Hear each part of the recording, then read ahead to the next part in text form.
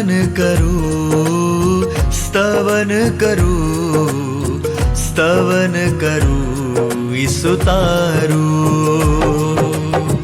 વચન સુણીને ગ્રહણ કરું સહુ, તેને પંથે ચાલું. સ્તવન કરું, સ્તવન કરું, સ્તવન કરું ઈસુ તારું. પ્રિય મિત્રો, નમસ્કાર. આજના સ્તવન બાઇબલ અભ્યાસમાં હું આપ સર્વનું હાર્દિક સ્વાગત કરું છું. તમે દરરોજ અમારી સાથે જોડાયેલા રહો છો અને આપના પ્રતિભાવો તથા દરરોજના પ્રશ્નોનો જવાબ લખી મોકલો છો, તે માટે આપનો હૃદયના ઊંડાણથી આભાર માનું છું. મિત્રો, બાઇબલ જીવંત ઈશ્વરના વચનો છે. તેને નિયમિતપણે વાંચવા અને સમજવા જોઈએ, જેથી ઈશ્વર સાથેનો આપણો સંબંધ મજબૂત કરી શકીએ. મિત્રો, ગત કાર્યક્રમમાં આપણે હોશિયાના 4 અધ્યાયની 1-6 કલમમાં જોયું કે મદ્યપાન અને દ્રવ્યલોભ જેવી બાબતો ઈશ્વરને ગમતી નથી. તેથી ઈશ્વર એવા કામ કરનારને સજા કરે છે. આજે આપણે 4 અધ્યાયની 7-19 કલમ જોવાના છીએ. તેમાં ઈશ્વર ઇઝરાયેલ પ્રજાને પાપોની કેવી સજા કરશે તે બતાવવામાં આવ્યું છે. મિત્રો, આજના સમયમાં પણ ઈશ્વર આપણને ચેતવણી આપી રહ્યા છે. આપણે દેવની વાણી સાંભળવાની જરૂર છે. તો આવો આજના સંદેશને સાંભળીએ.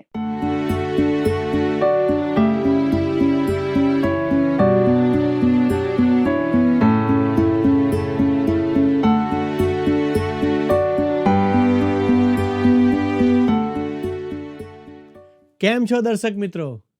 આપ સર્વ આજે પણ ઈશ્વરના વચનો શીખવા માટે તૈયાર છો. તેથી મને ખૂબ આનંદ થાય છે. જો તમારી પાસે પવિત્ર ગ્રંથ બાઇબલ છે તો તેને ખુલ્લું રાખશો, જેથી તમે પણ મારી સાથે વચનને વાંચી શકો. મિત્રો, આજે આપણે હોશિયા પ્રબોધકના પુસ્તકના 4 અધ્યાયની 7મી કલમથી અભ્યાસની શરૂઆત કરીશું. ત્યાં આ પ્રમાણે લખ્યું છે: જેમ જેમ તેઓની વૃદ્ધિ થતી ગઈ, તેમ તેમ તેઓ મારી વિરુદ્ધ વધારે પાપ કરતા ગયા. હું તેઓની શોભાને શરમરૂપ કરી નાખીશ. વહાલા દર્શક મિત્રો, ઈશ્વરે ઇબ્રાહીમને વચન આપ્યું હતું કે તેઓ આ પ્રજાને ખૂબ જ વધારીને આશીર્વાદ આપશે અને તેઓ વૃદ્ધિ પામ્યા હતા. પણ તેઓએ જાણે કે દુનિયામાં પાપીઓની સંખ્યામાં વધારો કર્યો. હું પૃથ્વી પર જન્મ્યો ત્યારે હું પણ એક પાપી માણસ તરીકે જ પૃથ્વી પર આવ્યો. પણ ઈશ્વરનો આભાર કે ઈશ્વરની કૃપા મારા પર થઈ અને કોઈકે મને ઈશ્વરનું વચન આપ્યું અને હું ખ્રિસ્તને મારા ઉદ્ધારનાર તરીકે સ્વીકારી શક્યો. જો કે ઇઝરાયેલી લોકો અજ્ઞાની હતા અને તેઓને ઈશ્વરના વચનનું જ્ઞાન ન હતું. મિત્રો, અહીં ઈશ્વર કહે છે, હું તેઓની શોભાને શરમરૂપ કરી નાખીશ. ઇઝરાયેલની શોભા અને ગૌરવ તો ઈશ્વરના મહિમા સાથેનું મંદિર હતું. ઇઝરાયેલ પ્રજા સાથે તેમની દ્રશ્ય હાજરી અને ઈશ્વરની ચોક્કસ દોરવણી હતા.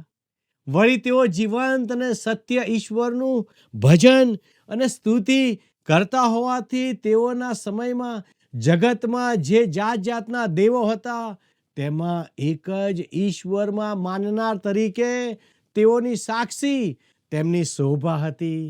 આ તેઓનો મહિમા હતો, જેને જોવા પૃથ્વીને છેડેથી શેબાની રાણી પણ ત્યાં આવી હતી. મિત્રો, ઈશ્વર હોશિયા દ્વારા કહે છે, હું મારો મહિમા તમારી મધ્યથી દૂર કરીશ. હું મારો આશીર્વાદ તમારી પાસેથી લઈ લઈશ અને દુશ્મનને તમારા પર આક્રમણ કરવા દઈને તથા તમને બંદીવાસમાં જવા દઈને હું તમારો ન્યાય કરીશ. તેથી દુશ્મનો કહી શકશે, જુઓ, તેઓ તો કહેતા હતા કે અમે ઈશ્વરના પસંદ કરેલા લોકો છીએ, પણ હવે તેઓને શું થઈ રહ્યું છે? એવું જણાય છે કે તેઓના ઈશ્વર ખૂબ શક્તિશાળી નથી. મિત્રો, આજે આપણને પણ જગતમાં આવું જ ચિત્ર જોવા મળે છે. ઈશ્વર ઘણી મંડળીઓનો ન્યાય કરી રહ્યા છે અને તેમણે ઘણા દરવાજા બંધ કર્યા છે. આપણે આ જ સમજવાની જરૂર છે કે ઈશ્વર પોતાના લોકોનો ન્યાય કરે છે. ભાલાઓ, હવે આપણે હોશિયા 4 અને 8 વાંચીએ. તેઓ મારા લોકના પાપ પર પોતાનો નિર્વાહ કરે ને અન્યાય કરવામાં પોતાનું ચિત્ત પરોવે છે. ભાલા મિત્રો, આ લોકોએ પાપ કર્યું એટલું જ પૂરતું ન હતું, તેઓ તેમાં ગર્વ પણ લે છે. આમ તેઓએ પોતાનું હૃદય પાપ અને દુષ્ટતા માણવામાં લગાડી દીધું હતું.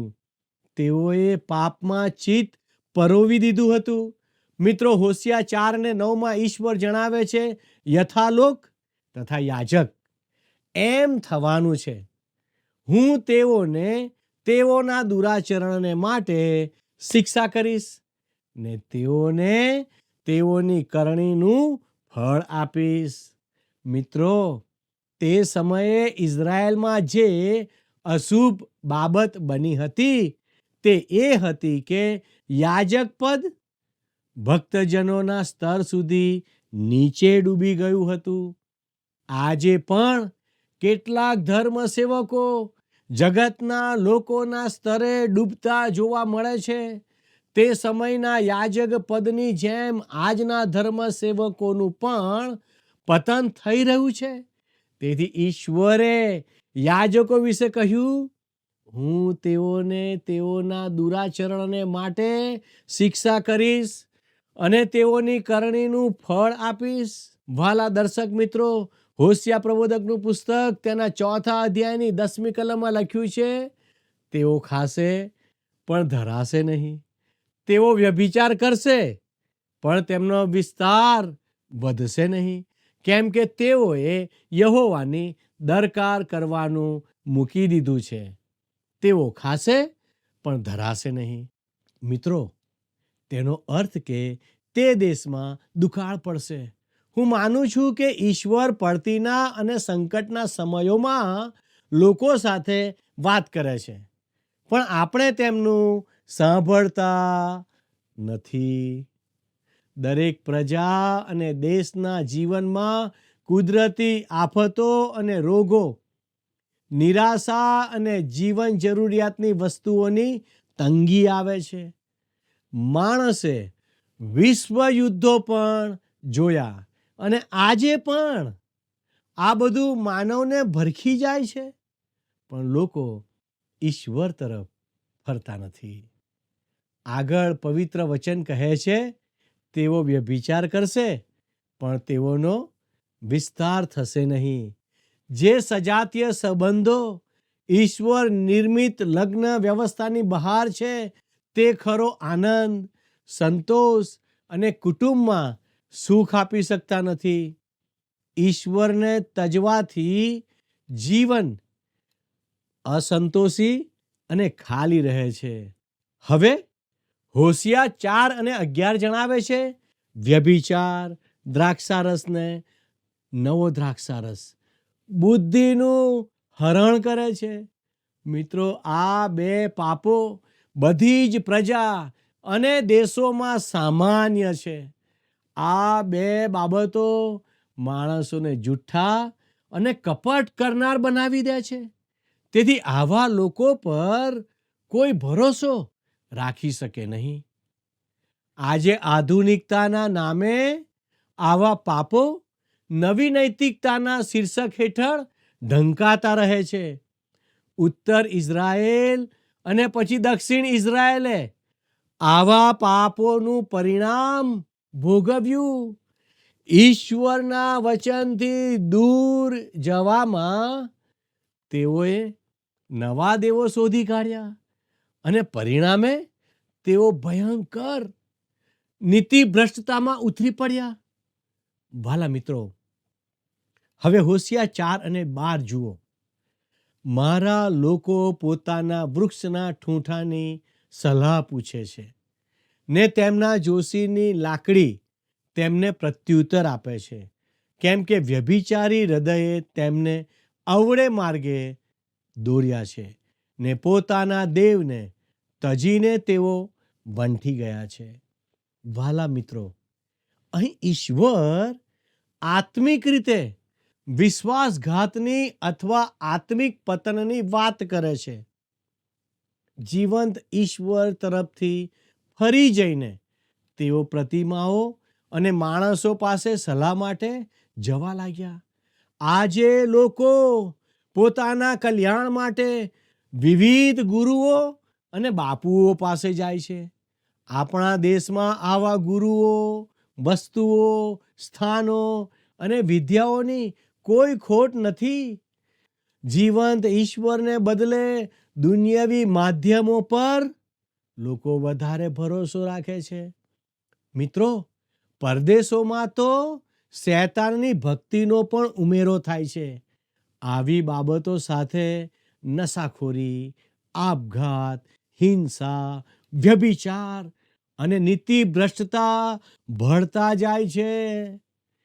ઇઝરાયેલની પ્રતિમા ભક્તિએ તેઓને ભારે ભ્રષ્ટતામાં અને આખરે ઈશ્વરના ન્યાય અને વિનાશ તરફ દોર્યા હતા. મિત્રો, હવે આપણે હોશિયા 4 અને 13 વાંચીએ.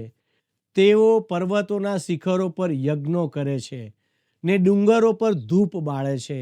એટલે તેઓની ઘટ છાયાને લીધે ઓક વૃક્ષ, પીપળા વૃક્ષ તથા એલાહ વૃક્ષ તળે ધૂપ બાળે છે. એને લીધે તમારી દીકરીઓ વ્યભિચાર કરે છે ને તમારી પુત્રવધુઓ જાર કર્મ કરે છે. મિત્રો, તે સમયમાં તેઓ પહાડની ટોચ પર વૃક્ષોની ઘટામાં પોતાની પ્રતિમાઓ સ્થાપતા હતા. આવી ઘટાદાર, શાંત અને ઠંડી જગામાં તેઓ કોઈ પ્રતિમાની ભક્તિ કરવાનું પાપ કરતા હતા. આજે જ્યાં દેખીતી આવી ભક્તિ થતી નથી, ત્યાં લોભ અને લાલચ તેઓની પ્રતિમા બન્યા છે. પરિણામે ઘણા કુટુંબો જગતની લાલસાઓમાં ફસાયેલા છે. કુટુંબનું ખરું બાળ ધન અને યુવા ધન ભટકતું અને ભ્રષ્ટ થતું જોવા મળે છે. તેઓમાંના ઘણા નશાખોરીનો ભોગ બન્યા છે.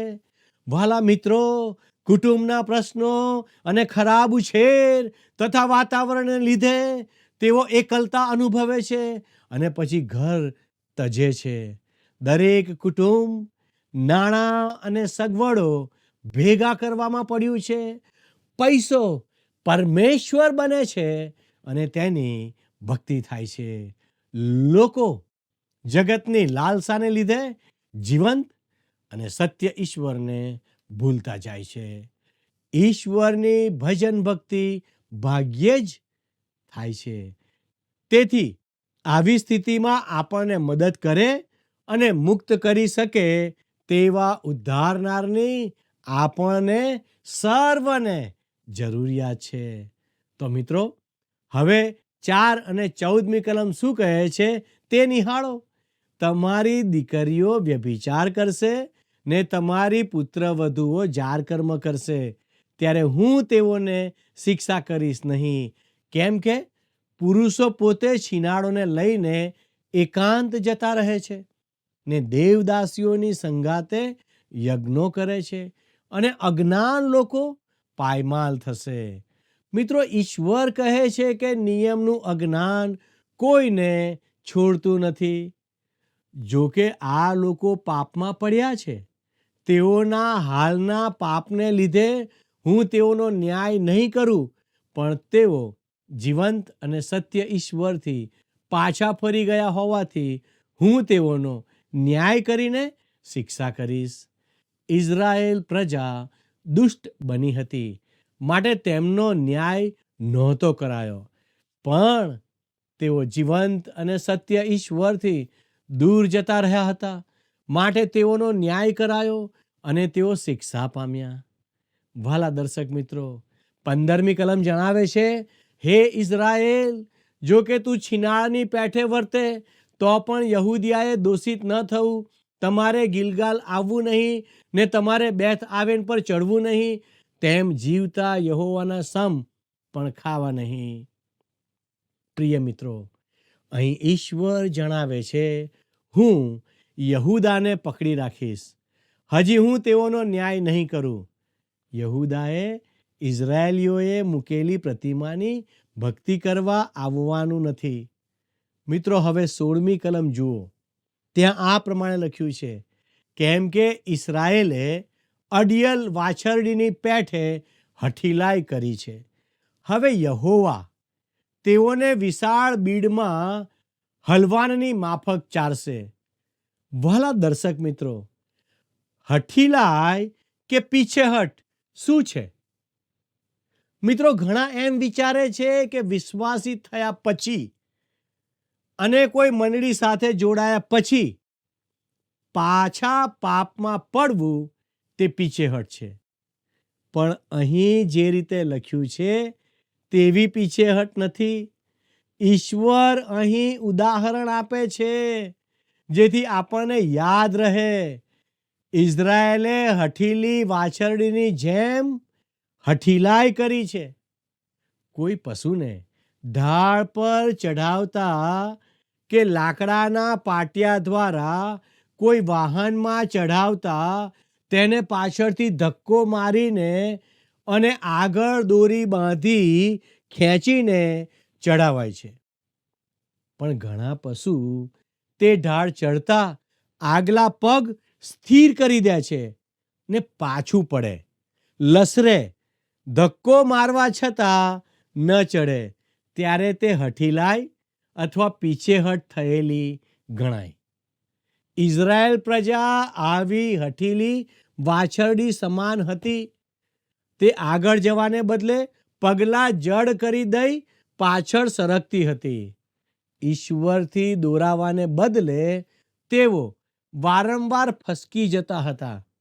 પ્રિય મિત્રો, જ્યારે તમે ઈશ્વર તરફથી પાછા ફરો છો, આગળ જતા તમારા પગ અને તમારી ગરદન અક્કડ કરો છો, તમારું મન જડ કરી દો છો અને કહો છો, મારે ઈશ્વરના વચનને આધીન થવું નથી, ત્યારે તમે પીછેહટમાં છો.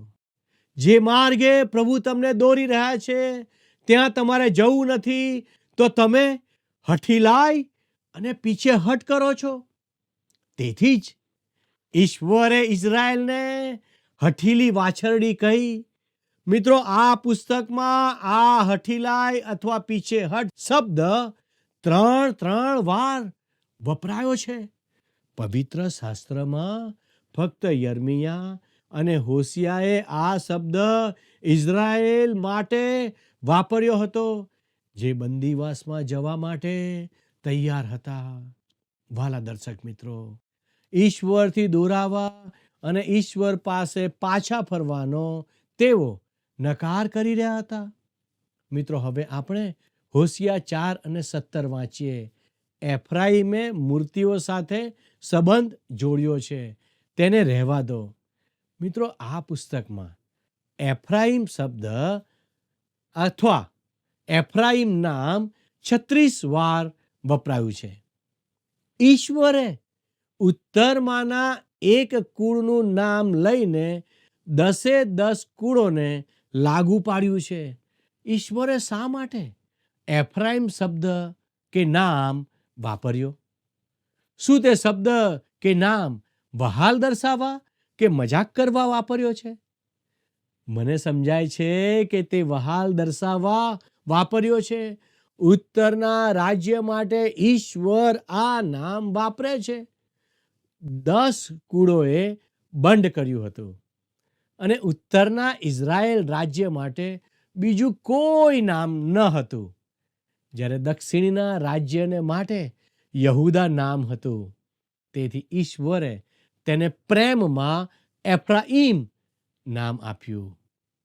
વાલા મિત્રો, હોશિયાના આખા પુસ્તકમાં આ દેશ અથવા પ્રજા માટે તે નામ વપરાયું છે.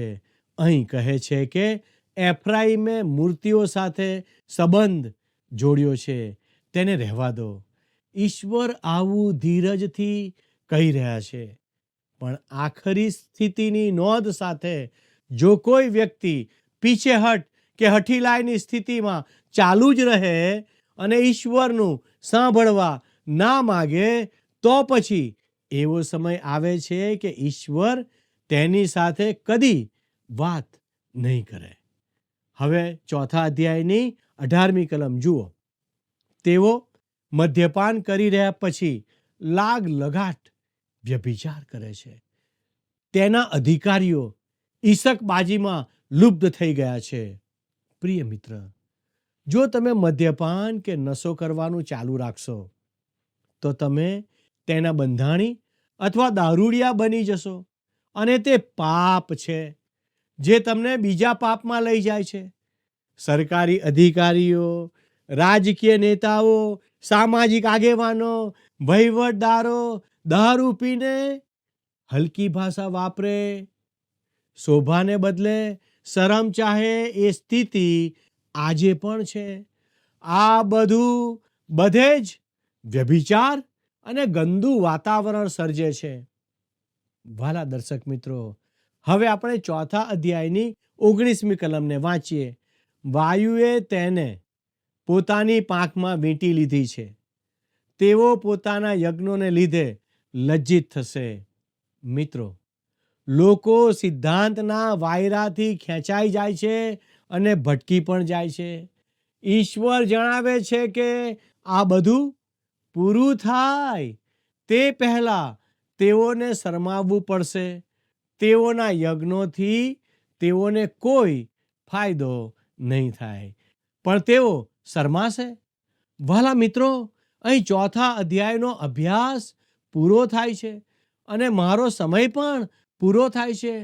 જો આજનો અભ્યાસ આપને ગમ્યો છે તો વાલા દર્શક મિત્રો, અમને જરૂરથી એક ફોન કરશો.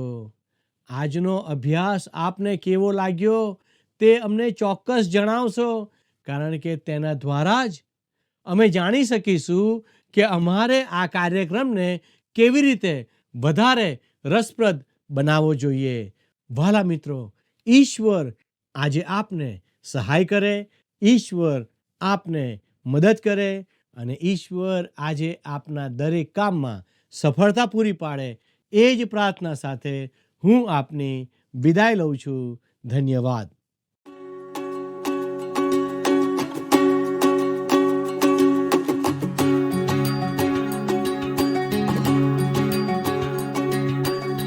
મન પ્રિય તું, મારા પ્રાણ પ્રિય ઈસુ, ક્યારે આવશે? મન પ્રિય તું, મારા પ્રાણ પ્રિય ઈસુ, ક્યારે આવશે? મારા આંસુ લૂછવાને, મને દિલાસો દેવાને, મારા આંસુ લૂછવાને, મને દિલાસો દેવાને. હે મુજ પ્રભુ, વાદળની કરી સવારી, ક્યારે આવશે? મન પ્રિય તું, મારા પ્રાણ પ્રિય ઈસુ, ક્યારે આવશે?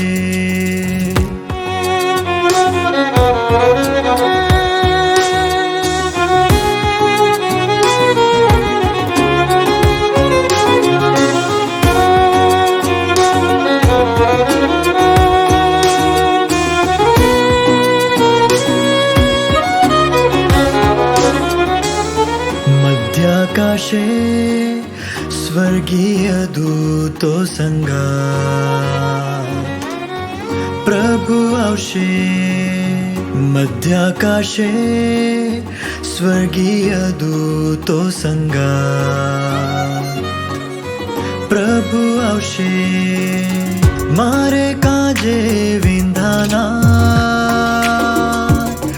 પ્રભુના મુખને હું જોઈશ ઓ મારે કાજે વિંધાના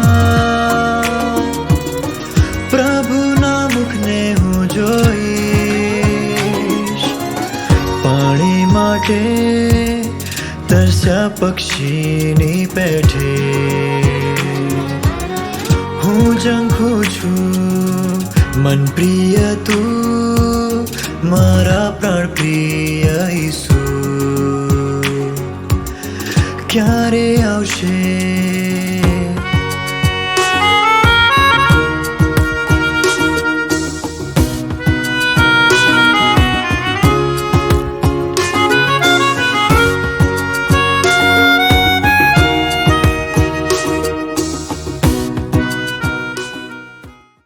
મારા વાલા ભાઈઓ અને બહેનો અને વડીલો, આપ સર્વએ આજે પ્રભુના વચનોનું અમારી સાથે મનન કર્યું માટે આભાર.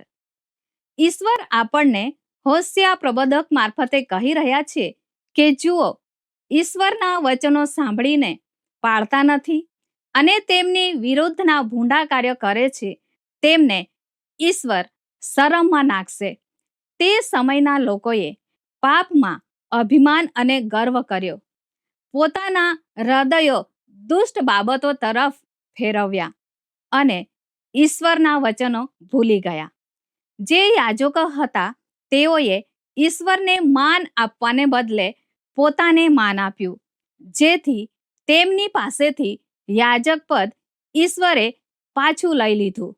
મિત્રો, આજે જગતમાં યુદ્ધો, રોગો, નિરાશા, વેરભાવના અને જીવન જરૂરિયાતોની તંગી પડવા લાગી છે. તેમ છતાં લોકોની આંતરિક આંખો ખુલતી નથી. લોકોના ઘરમાં બાઇબલ હોવા છતાં લોકો પાસે બાઇબલ ખોલીને વાંચવાનો સમય નથી, સમજવાનો સમય નથી કે ઈશ્વર આપણને શું કહેવા માંગે છે. આપણે જાણે કે આંધળી દોટ મૂકીને વધુ નાણાં કમાવા પાછળ સમય વિતાવી રહ્યા છીએ. મિત્રો, આજે ઈશ્વર તમને તેમની પાસે બોલાવે છે. જો તમે ઈશ્વર તરફ પાછા નહીં ફરો તો તમારે ભયંકર પરિસ્થિતિનો સામનો કરવો પડશે. ઈશ્વર તમારી સાથે રહેવા માંગે છે. શું તમે આજે ઈશ્વરને તમારું જીવન સોંપવા માંગો છો? જો હા, તો આજે તમારું સમર્પણ ઈશ્વરને કરો. મિત્રો, આજનો પ્રશ્ન છે, આ પુસ્તકમાં એફ્રાઈમ નામનો ઉપયોગ કેટલી વાર કરવામાં આવ્યો છે? A 32, B 34, C 36, D 38. મિત્રો, ગત પ્રશ્નનો જવાબ છે ડી, સદોમ અને ગમોરા. વાલા મિત્રો, આજના પ્રશ્નોનો જવાબ અને આપના પ્રતિભાવો મોકલવા માટે અમારો સંપર્ક નંબર છે 94 29 37 56 10 9429375610. ધન્યવાદ. શું તમને આ કાર્યક્રમ ગમ્યો? અત્યારે જ અમને મિસ કોલ કરો.